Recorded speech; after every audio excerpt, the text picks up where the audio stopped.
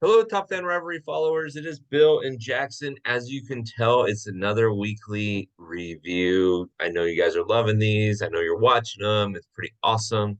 So, Jackson, are we ready to get into the groove of things? A lot happened, especially last night, but we'll talk about that later. Are we ready? I'm ready. That Jackson tells me everybody offline he has a counterpoint to my point. So, I'm going to see if he steals my thunder first. I always let him lead off. So, Jackson, why don't you tell me first what's on your mind today? And don't steal my point. Why don't you tell me first what's on your mind? Thinking of going just quite yet. So the World Baseball Classic is entering the semifinals. I believe Cuba and Japan. So Cuba, Japan have booked their tickets, and then the U.S. plays to get into the semifinals. So does Puerto Rico. I don't remember who they play though. U.S. plays I kind of Venezuela. U.S. plays Venezuela, so that'll be a tough game. Venezuela's with undefeated in pool play. They have a lot of solid big leaguers on that roster. I can never remember who's playing who. I just remember that the games have up. But World Baseball Classics had a few feel good stories though. There's the player from Nicaragua. It was strikes out three All Star players, gets a contract the same night. Can you imagine that, Bill? You're playing semi pro ball in Nicaragua. You strike out Juan Soto, Manny Machado, and Julio Rodriguez, and all of a sudden they're like, "Hey, here's a big league contract. Wouldn't you take it?" Yeah, but did you see who it was from? It is from the Tigers, but hey, beggars cannot be choosers. Am I right? You just want to get to the big leagues. True. It's true. Hey, Tigers are bad enough. He might make it to the big leagues quicker. Never know. Sorry, Tigers fans, if you're listening to this. Sorry, that was unwarranted. I did not mean to just come out swinging against the Tigers fans, but it's a good point. He looked like he had a pretty good changeup. So Forget about the curveball, Ricky. Give him the heater, right? yeah, Okay, so Jackson, are you ready to go counterpoint with me on this? I'm ready. I've been thinking about it all day. Well, so everybody knows how much I love the World Baseball Classic. In case in point, true to fashion, what happened last night? Jackson, what happened last night in the World Baseball Classic? Well, the Puerto Rico beat the Dominican Republic, did they not? What happened after that game? Well, Edwin Diaz hurt himself celebrating. He wasn't playing in the World Baseball Classic. He was celebrating at the World Baseball So let me see if I got this right. Classic. See if I got this right. A guy who just signed a rather large deal to be a closer with the New York Metropolitans was celebrating advancing out of the first round in a tournament that means absolutely nothing to his contract. Hurts himself and is going to be out all season. Did I see that right? Did I read that right? Did I see that right? Did read that right. Okay. So if I got this straight, he was playing in a tournament that has no bearing on real life. And yet he hurt himself and is now out for the season, probably is requiring surgery, and now is probably out for the season for the team that's paying him. So please, I can't wait to hear your counterpoint. All right. I'm just gonna lay different is this than him slipping on his stairs in his spring training apartment and hurting himself, or how's it different than him hurting his knee playing the game? Uh, for some of these players, especially the Latino players, baseball's not in the Olympics. Baseball doesn't have any other, you know, world showcase events. For these Latino players, for the opportunity to play for one's country against their rival countries, for Puerto Rico against the Dominican Republic, you saw that stadium; it was rocking. The sense of rivalry, the sense of commitment by the players, that's what they want. And they had interviews with several of them. I won't name names, to have people go to attack them on social media or anything like that. But there are players in the league who would rather win a World Baseball Classic than. But it's just one of those freak injuries that brought back shades of growing up in Southern California. Kendrys Morales snapping his ankle in a walk-off grand slam. It's one of those things like it's almost. I read the headline and I said, you can't be serious. I would chuckle not because I was happy about the injury. I chuckled because the absolute irony of it goes from celebration to oh no, just like that. But I know how you feel about the World Baseball Classic. To us, some are a fan of, but to fans of those countries or the players of those countries, it does mean a little bit more. So I think it's a 1 in a million accident. He could have blown his arm out throwing in spring training. But at least he was doing it with the team that's paying him at his job. Well, baseball contracts are guaranteed. The Mets are paying him no matter what. Right. The fact is that his contract was insured for the World Baseball Classic, so the Mets won't be hurting financially, but they will be missing a big piece of the bullpen, which I think is a very big deal. Yeah. Yeah. Now I kind of talking to it. I'm in the Philly area, so there's a lot of Phillies fans around here. I think the Phillies, in my mind, are now better than the Mets because they have a more reliable bullpen. So, and that's the argument, right? Is if he was in okay,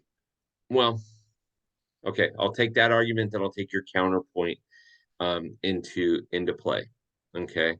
So if he was in the American League Central or National League Central, where there's not powerhouse teams, not one specific team that's going to run away with it, right?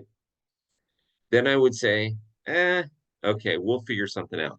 He plays for the Mets. The Mets have the Phillies and the Braves that they're going to chase. Regardless, they're going to have the Phillies and the Braves that they chase. So now this injury could dilute maybe winning 5, 8, 10 games for the Mets, which could not only have them miss winning the division, but have them missing the playoffs completely. And was the World Baseball Classic worth it at that point? That is a good point. And we won't know whether it's worth it or not if Puerto Rico gets bounced in the next game. They'll feel extra bad, but injuries happen. And the thing is, they're playing baseball, Bill. Needed spring training. That probably gets guys a little bit more amped than you would like, but I think it gears them up and prepares them for the regular season just the same. So, right. And go ahead. I'm in the camp of where I like the World Baseball Classic because we get to see talents from other countries. I just wish for the whole star PowerPoint. To your point, it stinks that it happened to a star player who's a key player on a big team. It'd be better if the World Baseball Classic was used more as a showcase, like the Olympics was, to showcase young talents. Mm-hmm. Right, and it's back, and the Olympics have baseball back in it. And my argument is, don't get rid of the World Baseball Classic. I'm not saying get rid of the World Baseball Classic, because I heard some of those interviews and some guys that said they would rather win a World Baseball Classic than a World Series. Those are also guys that are playing for teams that are never going to play in October anyways, but that's another story. And so that's another. If you play for the Detroit Tigers, yes, win the World Baseball Classic, because you're not going to win the World Series in the next 3 to 5 years. But neither here nor there. You know how you fix this problem?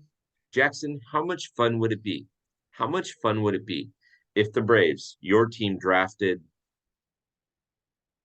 I don't know, Joe Johnson, and you've been watching Joe Johnson play in college, right?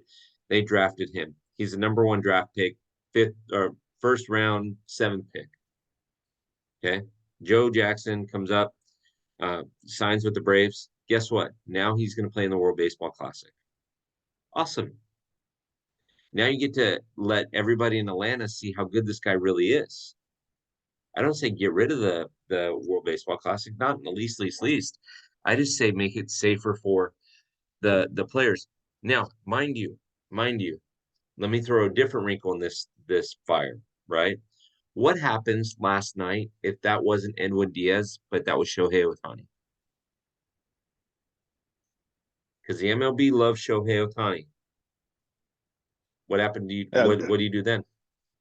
a lot of wasted marketing stuff they have on the back burner, but you know, I understand it could be potentially disastrous for the brand of the sport, but I think in Major League Baseball's eyes, the opportunity you've seen what Otani's done during the World Baseball Classic, you've seen what Mike Trout's done. It's kind of it's getting people amped from the beginning of the season. Yeah, So no, I totally get it. it and that's the big trade off. You want baseball to grow as an international game. I actually heard there was a Twitter post, I can't remember by who, but Team Israel, who qualified for the World Baseball Classic, they did not qualify for the last one. They were ranked too low, but they got enough money to build a second baseball field in Israel, which is big for the sport in Israel. Stuff like that is good for the sport. But I get where you're coming from. No one wants to lose a star player before the season, before a key divisional race. So I think there's just finding the balance of when to play the World Baseball Classic, not if to play, but when. You know, it's kind of hard with how all the seasons operate on different schedules because play on different continents, different weather, all that. But I think figuring out that balance to where you can have the marketable stars and the up and coming youngsters, could really help the sport grow globally and kind of mitigate these kind of things because I'll bring it up. I know you're going to bring it up anyways, but Freddie Freeman pulling his hamstring. They say it's not that bad. It could have been worse, but again, it could have happened at spring training. It adds fuel to the fire to the crowd of the people who don't want the World Baseball Classic at all. And I think that's unfair to the World Baseball Classic. Okay, and if I am working for you, Jackson, this is my final thought on this topic. So if I'm working for you, and let's say I work in your store, and whatever you do, right? And I work, but I do something that's somewhat for fun the night before, somewhat for fun, yet I'm significant to my role in your company. I do something for fun, but is very similar to whatever we do for a living. And I hurt myself, require surgery, and I'm going to be out at least 4 months, but maybe 5 months. Okay. How excited are you going to be about what I did? Well, You're not not. very, but stuff happens, accidents happen. Every player that plays has to have insurance, and the teams agree to set insurance for the contract. So I'm not. I understand your point. Hurts the team's structure like that, but at the end of the day, the teams did agree to it. That's true. You know, It's true. so That's it true. I'm in your camp where it's like it just absolutely sucks. And as a Braves fan, it sucks that I want to see the Braves absolutely pummel Edwin Diaz, and that's not going to happen this year. Instead, they're probably going to be beating up on David Robertson and Adam Ottavino. But it sucks. It feels good to win the division, but when the other team's kind of licking a big wound like that or reeling back a little bit from an injury like that, it doesn't feel quite as good. But it could go the other way. This could light a fire for the Mets, and some guys could really just ball out. We don't know. Baseball's weird like that. Baseball is very weird like that. Okay, so what do you got for number two? Number two, I mean, I don't know if you heard about this. MLB is partnering with Zoom to make the replay calls in New York a little bit more. Here, let me get ready for you people who can see my video. Transparent. So they're gonna have someone in the video room, I assume with a camera and a microphone. So we're gonna hear what the replay officials are saying. That's gonna be a little weird, but it's hopefully to help fans understand why a call stands or why a call is overturned. As a Braves fan who feels persecuted by the state of New York for being rivals of the Mets and every single replay that the Braves lose out on, I'm excited to hear some of these explanations because sometimes it's just baffling that a call doesn't get overturned. Don't you agree, Bill? Yeah, no, it's yes, it's baffling, but at the same time, I love the days before we had instant replay. Talk about speeding up the game. with the It was pitch fun to clock. watch the But manager go out there and argue and get kicked out. you're a big fan of Lou Piniella, I see. Mike Scioscia, Lou Piniella, tomato. Bobby Cox. Bobby Cox, yeah, exactly. But yeah, so this should be interesting. It's just another, along with the pitch clock, it's another change to the game. I think for the better though, more transparency. Hopefully it'll go quicker then because they know they're on the clock. Everyone's watching them. You run out there. He was safe. I got to go back because of the clock. No, I know what you're saying. Anyways, okay, I like it. That's good number two. How about this one for a number two? I'm gonna stick in the Angels camp and say not only is Mike Trout in rare form right now, but Shohei Ohtani hit 102 on the radar gun. So both of those guys are looking really, really, really good right now. I just hope that the WBC isn't going to be too much on them, right? Especially with Trout's back. But I'm excited to see both of those players play very, very, very well. Because to me, that is key, right? For the Angels' success. I agree. Trout's looked really good. He stole a base. He hit a triple. The wheels look like they're there still. So, I remember the days when Mike Trout would steal 40 bases.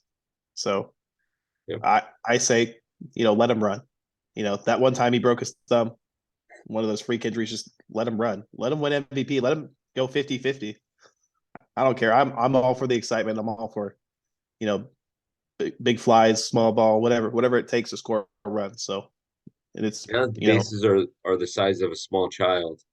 I mean, stealing from first to second, it's not 90 feet anymore. It's about 47 feet. So Trout should have plenty enough time to get over there. And now that the pitcher can only throw over a certain amount of times too, Trout can just say, hey, come on, throw over. Okay, never mind. Now you got to throw to the plate. Okay, here I go. I'm going to make my 47-foot run, right? Yeah. I mean, and you mentioned Shohei Ohtani, entering a contract here. Is Shohei going to steal 40 bases? Is he going to go for, a 30-30-30 season? 30 or 20-20-20 season, 20 wins, 20 home runs, 20 stolen bases? I don't know. I'm wondering, and this will be another episode that we'll do, and remind me that we need to do this episode. I'm wondering how these big contracts are going to play out in the next 3 to 5 years with attendance, because they have to pay for these big contracts somehow, right? And so is it going to be too expensive for people to go to a game? Are we going to start seeing stadiums full of 30,000 people instead of 65,000? Who knows? But I say that because Shohei's going to probably get $500 million. Yeah. So I mean, the goal is to win the World Series. When you win the World Series, you get those extra games and you make, however tens of millions of dollars. So that's the idea. The teams are thinking it's going to offset the cost, but at the end of the day, only one team can win the World Series every year. So we'll see how it turns out. Well, and it puts teams like, and no disrespect to those that are listening to this that are fans of these teams, but it puts teams like the Pirates, the Tigers, the Reds, the Diamondbacks, the Rockies. It puts them at a strategic disadvantage because they can't afford to spend that kind of money because they're not right now. They're winning. It's kind of like you don't win. Okay, well we're gonna thumb it even more at you. It's crazy. Yeah, I mean, yeah, the disadvantage of not already being a winning team in this free agent market is you can't roll the dice.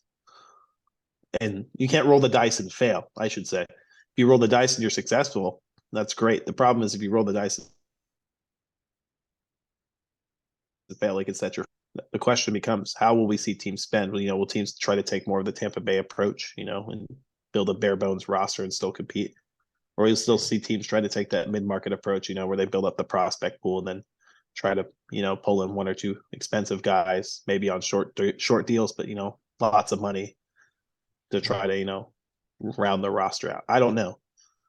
As a Braves fan, I don't really have to worry about that because the core signed for the next 6 years because the general manager somehow got ahead of it. He must have a crystal ball somewhere up in his office. But it, as a Braves fan, it's nice not to have to worry about stuff like that. But I do worry a little bit for the sport because, like you said, it's going to be hard for these smaller market teams to catch up and stay there. I should say it won't be hard for them to catch up. It's catching up and sticking around is the problem. Yeah. No, it is. There used to be a card game that I played with some friends, and it was a 4-player game, and the person that was the head of the game and the second person that was the second head of the game basically never really lost their position because it was super hard to outtake those positions. And it's the same thing right now. I mean, are the Padres going to go into Colorado? Their Padres are going to play Colorado, I believe, 13 times this season. Padres will probably win 10 out of 13. Is there any way where Colorado is going to change that? No. They have Chris Bryant, right? So, And all right, what you got for number 3? Number 3, being up here in the Philadelphia area, I hear some Phillies camp news. So I'll give you some Phillies camp news. Top prospect Andrew Painter went to the IL over 5 hopeful starter. He's the top ranked pitching prospect in baseball. The Phillies #1 prospect, or maybe not the top ranked pitching prospect in baseball, but one of the top ranked pitching prospects in baseball. Excuse me. He's got electric stuff. He throws like 101. Got a slider. He looks like every guy that comes through the pipeline now. And also for the Phillies are also hurting on the side. They've lost Ranger Suarez for an extended period of time, who hurt his forearm prepping to join Team Venezuela. So talk about impacting the NL East race. The Mets are down their closer. The Phillies are down hypothetically 2 starters. Entering the season, the Phillies' only proven starters are Aaron Nola, Zach Wheeler, and Bailey Falter. So if you're looking to compete for a division, it's going to be tough, trying to plug the holes with some inexperienced guys. But there's a lot of teams that have, Carlos Rodon and Nestor Cortez are also out for the Yankees. The Yankees had the same problem. It'll be interesting to see as the season goes on with these early injuries, how teams manage their depth, because you can't just, ramp these guys back up and immediately throw them into the fire. I was talking to some coworkers who are avid Phillies fans. It's like forearm issues and elbow issues are no joke. You can't just, wait the 6 weeks and then have them resume a normal throwing routine. You got to take it nice and slow. And I think that's something the Phillies can't afford. But it'll be interesting to see. They might just outslug everyone. So with that lineup of theirs, who knows? Yeah. But yeah, that's the word from up here in Phillies camp. Okay. And so you bring me to my next point, right? You mentioned it. Let me ask this question for you. What's next for the Mets? So you got Max Scherzer, you got JV as your starters, right? Your 2 predominant starters. So if you go up in the 7th, up 3-1, can you hold it? So what's next for the Mets now that Diaz is out? That's a great question. They're going to have to find someone to plug the hole. Let's find out. 20. No, this is so unsigned free agents. Not a lot of them floating around out there. Nope. Not any I trust as a closer, that is. So it'll be interesting to see what the Mets do. I believe their top closing options are Adam Ottavino and David Robertson has closing experience. I imagine Robinson will probably get the 9th. Ottavino will get the 8th. And then they're going to try to have to figure out the 7th inning. But yeah, it's just kind of been the whole podcast. It's a big blow. A shutdown closer. Those aren't easy to replace. Sometimes you could do the bullpen by committee if you have a really good pitching coach like the Dodgers did kind of last year. when Kimbrel struggled. If you have a good enough bullpen, you can cover it. I just think that the Mets bullpen is a little thin at the major league level, so it'll be tough. It's going to be tough. It's going to be really tough. And again, my argument is they're in a division, and I'm not trying to belittle the WBC here on this one, but they're in a division now where it's going to be so tough for them to compete. So tough for them to compete. And they're still going to do it. They got a great lineup. They got fantastic, assets and things like that. But again, if you're up 3-1 going into the ninth inning, who shuts the door? So Luckily, they do have Buck Showalter, so I'm sure Showalter will figure something out at the back end. But it's not going to be quite as good as guaranteeing Edwin Diaz to get you anywhere from 3 to 6 outs. Yeah. My concern is that division is going to be tough. And in the dog days of summer, when you're in the middle of July and it's hot and it's humid and it's muggy out in Philadelphia or in New York or in Atlanta, right? Oh my gosh. Yeah. Well, Jackson, I think we killed the WBC BC conversation. Do you have any exciting news coming up at all, baseball related? Well, for you fans who like to hear me be a homer about the Braves, I don't know. Contributor Thomas Brown, I believe that's his last name, right? Thomas Brown. I was like 100% sure, and then I wasn't for a second. He and I will be starting a weekly podcast, so keep your eyes peeled for a little bit more information on that. But coming real soon, it's going to be called Chop House Chatter. We'll be talking Braves every week, so we'd love to hear from you guys. We'll probably get on the social media. You can always find me at Top Fan Stats Guy. Thomas, I believe, is cruising around at 755 Chop Talk, I believe is the handle he's using right now. Go check that out. He posts, daily Braves news. So go give him a follow, a like, But I'm really excited. I love talking baseball. I love talking Braves baseball even more. Bill knows that. I'll talk his ear off about, how good I think the Braves bullpen is, how good I think the Braves lineup is. So, just give us a listen, and if you know any Braves fans, tell them to hop on and get locker room access, because it will be behind the locker room. Use code Jackson to get 10% off, and get into the locker room and be able to to listen to the weekly chatter from the Chop House out there in right field. And from the Top Fan rivalry perspective, we are so excited about this. I cannot wait to see how this plays itself out. And you guys are going to be phenomenal. It's going to be a phenomenal podcast. So I'm excited to hear how that plays itself out. I really, really am. So Jackson, we did good today. You already mentioned your discount code. Is there anything else that we should mention? What do you think? Watch parties. Watch parties. We've been posting about them all week. I believe there's the early access for the watch party on the 27th of March. Is that right? Yep. Is that not right, Bill? Yep. 27th of March and April 1st. Yeah. $10 off, right? You sign up now. How long does that last till? The Fountain Valley one on the 27th is free. The one on the 1st through tomorrow, as you're watching this today, through tomorrow is going to be $10, and then it'll creep its way up to 20. So we want to get access to that, and then we've got an Atlanta watch party coming up on I believe it's the 20th of June. We got a watch party in Houston on the 30th of June. We got a watch party in Boston on the 18th of August. I'm sorry, we got them all over the place, and I will be at spring training in Glendale Wednesday. So I'll be there Wednesday to Friday. So if you're interested in meeting up, doing a live, taking some pictures together and post them on social media, let's do it. So I will be in and around Camelback. I will be in and around where the Dodgers and Diamondbacks are going to play each other on Thursday. So let's make it happen. All right. Yeah. Exciting. We hope to see you guys. So hope to see you guys at the watch parties. Hope to see you. See you listening to our podcast. We appreciate you guys every week.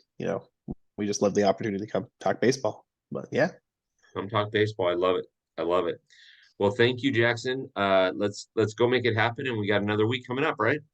yes, we do. All Well, right. hey, what are we 15 days away from opening day? Something like 15 or 14. Yeah, no, 14 now. Today's 14 days. That's right. 2 weeks. Yeah, 2 weeks. So we're excited about it. Let's make it Yeah, happen. let's make it happen. All right, Jackson. I'll talk to you later. Talk to you later.